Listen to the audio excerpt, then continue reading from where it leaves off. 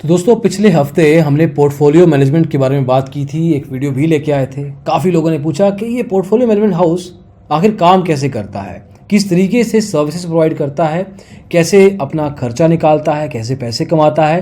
तो आज हम बात करेंगे कि एक PMS portfolio management services house किस तरीके से स्टॉक मार्केट में काम करता है और आपको सर्विसेज प्रोवाइड करता है। आइए शुरू करते हैं।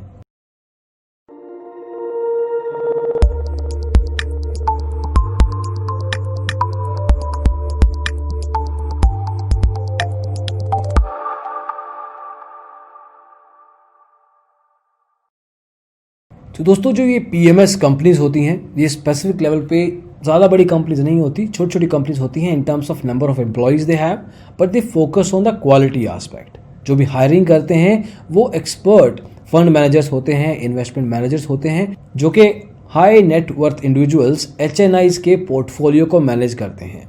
अब सेबी के अनुसार पीएमएस सर्विसेज को अवेल करने के लिए आपका मिनिमम कैपिटल 50 लाख रुपए होना चाहिए। तो अगर आप इतना राशि स्टॉक मार्केट में या ओवरऑल इन्वेस्टमेंट में लगाना चाहते हैं तो आप पीएमएस सर्विसेज का प्रोविजन ले सकते हैं। अब इसमें भी आपको ये पता होना चाहिए कि जो रिटर्न्स हैं वो गारंटीड नहीं होते हैं, वो कहीं भी है। अगर आप स्टॉक मार्केट में भी पैसा लगाते हैं तो भी उस केस में कुछ गारंटी नहीं है। लेकिन एक डेफिनेट लेवल पे ट्रस्ट फैक्टर ज़रूर है ये कि जो भी पोर्टफोलियो मैनेजमेंट हाउस होगा आपको उसकी हिस्ट्री देखनी चाहिए, बैकग्राउंड देखनी चाहिए। उसके बाद ये देखना चाहिए कि कितना return on a consistent level आपको प्रोवाइड किया जा सकता है। उसके क्लाइंट हिस्ट्री से आपको ये पता चल सकता है।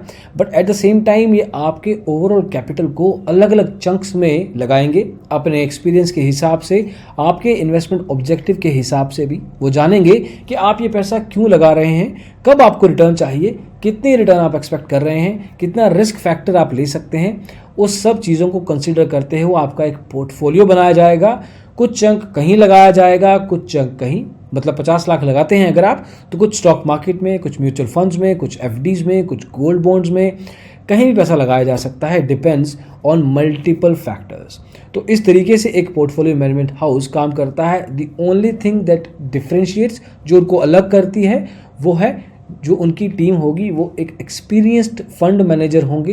तो जो बड़े बड़े सेलिब्रिटीज़ हैं, चाहे अमिताभ बच्चन, महेंद्र सिंह धोनी, विराट कोहली या पॉलिटिशियन भी लें, तो उन सब केसेस में पोर्टफोलियो मैनेजमेंट सर्विसेज का अवेल किया जाता है, जो उनके फंड्स को संभालते हैं और सर्टेन लेवल पे उनको रिटर्न्स भी प्रोवाइड करते हैं।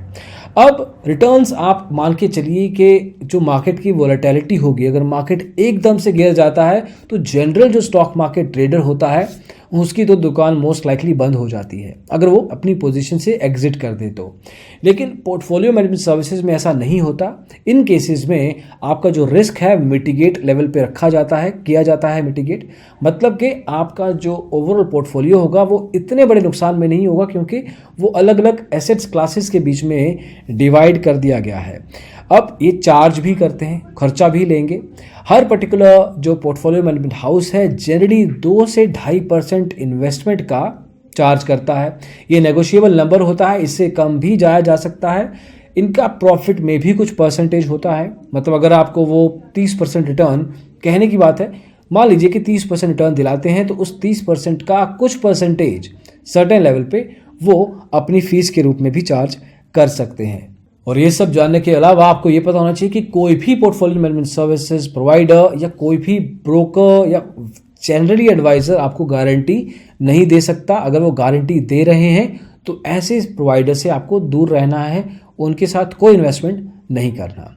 तो पोर्टफोलियो मैनेजमेंट सर्विसेज हाउस कुछ इस तरह से काम करते हैं। आपको बहुत सारे मिल जाएंगे, इंडिया में काफ़ी हैं, लेकिन at the same time the ones that work on the quality perspective, जो क्वालिटी पे ध्यान देते हैं, वो ज़्यादा सर्वाइव करते हैं। तो इन केस आपको अवेल करनी है या आप सोच रहे हैं तो आपको डिस्क्रिप्शन में लिंक मिल जाएगा। You can start your PMS services. At the same time अगर आपको कुछ और भी जानना है तो आप कमेंट्स में बता सकते हैं।